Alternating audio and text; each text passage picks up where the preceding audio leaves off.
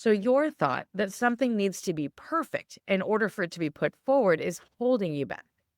And the truth is, your 80% is absolutely better than somebody else who's a non expert in that area. So recognize that 80% is not just good enough, but it's not about cutting corners. It's about making sure that your time aligns with your energy. Now, when we think about the alternative of this, it's perfectionism. And that really hurts more than it helps. It may feel like what you're doing is putting out a really high quality product, and you probably are. And it may feel like high standards, but really it's some invisible barriers to progress. For many of us, we can look around at the things that are almost done that don't move forward. And they may sit there long enough that they never move forward. They drain our time. We can spend hours, days, weeks tweaking it to be perfect, and they become a bottleneck. The projects never leave your desk. They never get submitted. You never get feedback. And then there's burnout, this constant feeling that you're not doing enough, which can erode all your energy. And you miss the opportunity to be visible, for people to see what you're doing, for people to understand when to collaborate or to when to invite you to be on the stage. So while perfectionism may feel like dedication to you, it oftentimes functions like quicksand. Now, 80% really can be strategic. Shifting this does not mean you have to lower the quality of your work. It just raises the strategic value of your work. So momentum definitely matters more than polish. We've all seen the thing that didn't look perfect, but looked interesting. You know, putting an 80% draft in today may feel like an awesome opportunity to get feedback and progress.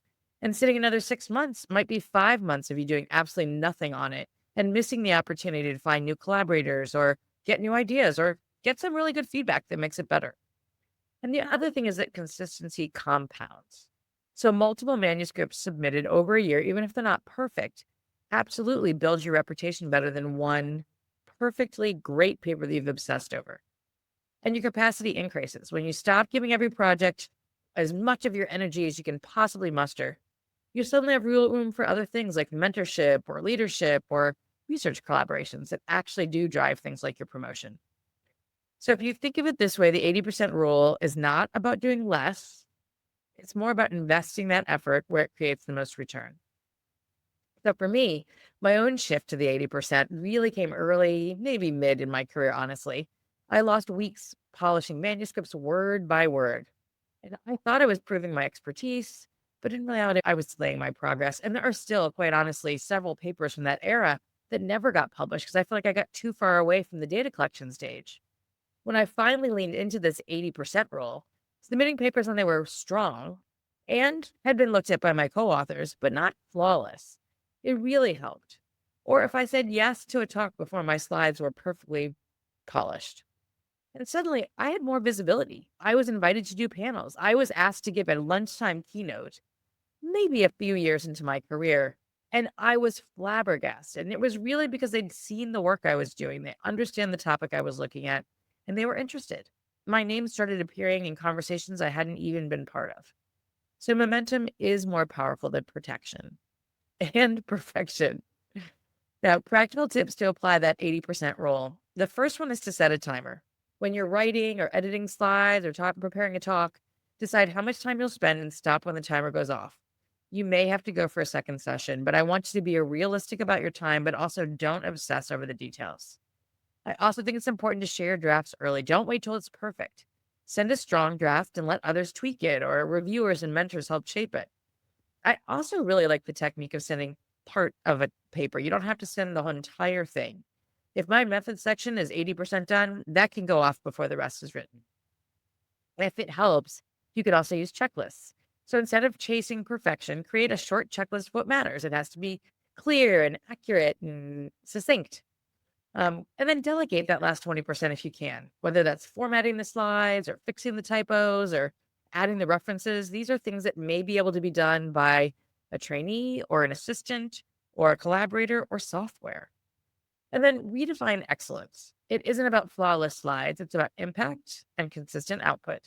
And then practice releasing work. Pick one thing that you have sitting there that's 80% done and just get it out there, whether it needs to be reviewed or submitted or just presented, and notice the outcome. It will likely be better than you imagined.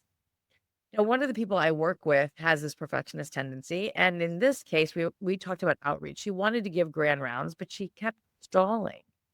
So what if an email wasn't worded perfectly? What if the topic wasn't perfect? When she finally did put that out there, she had 3 institutions that asked her to do what she wanted to do, and the topic she wanted to do it right away. So not only did she get national visibility, but she earned the admiration of her chair and herself when she realized that perfect email didn't matter nearly as much.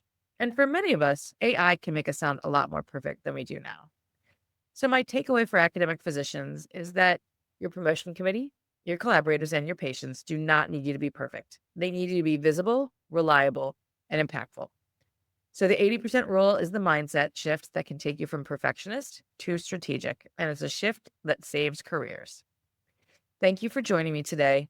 If you have any interest or topics you'd like to hear about, please send them to me at medicalmentorcoaching.com in the contact me section. And please share this podcast if you found it useful.